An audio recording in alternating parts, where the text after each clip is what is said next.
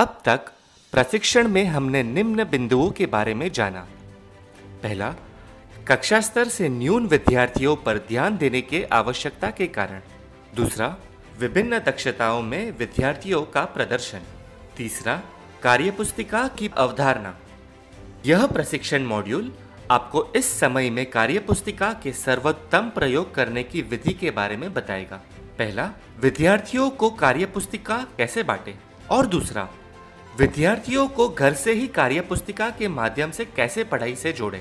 Covid महामारी के इस समय में हमें विद्यार्थियों की पढ़ाई को उनके घर से ही जारी रखना है। इसीलिए विभाग ने आओ घर से सीखे की पहल की शुरुआत की है।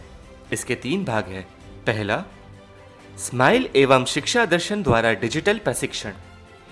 दूसरा, विद्यार्थियों के लिए कार्यपुस्तिका एवं समय सारणी। और तीसरा, शिक्षकों द्वारा प्रत्येक विद्यार्थियों को हफ्ते में 2 फोन कॉल।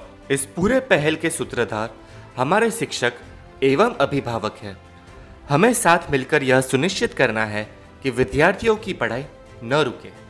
विद्यार्थियों के सीखने के स्तर के अनुसार 3 प्रकार की कार्यपुस्तिकाओं का निर्माण किया गया है।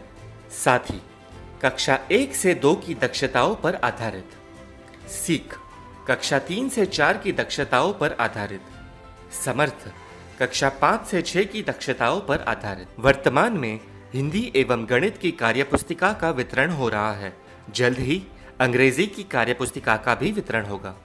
कक्षा स्तर से न्यून विद्यार्थियों को उनके सीखने के स्तर के अनुसार कार्यपुस्तिका मिलेगी। जो विद्यार्थी कक्षा 3 या 4 में हैं, परंतु उनके सीखने का स्तर कक्षा 1 से 2 का है, उनको साथी की कार्यपुस्तिका मिलेगी।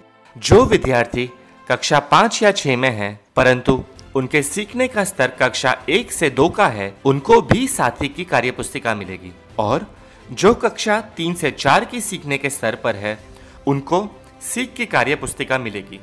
इसी तरह कक्षा 7 या 8 में नामांकित विद्यार्थियों को अपने सीखने के स्तर के अनुकूल साथी, सीख या समर्थ की कार्यपुस्तिका मिलेगी। विद्यालय में कार्यपुस्तिका वितरण के 3 मुख्य चरण हैं। पहला, विद्यार्थियों की पहचान। इसके 2 भाग हैं। साथी, सीख, समर्थ की आवश्यकता अनुसार विद्यार्थियों की पहचान करना, कार्यपुस्तिका आवंटन का रिकॉर्ड करना।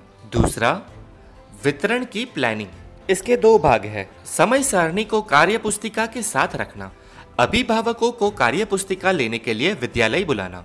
तीसरा, वितरण के दौरान अभिभावकों से बातचीत। इसके 3 भाग हैं।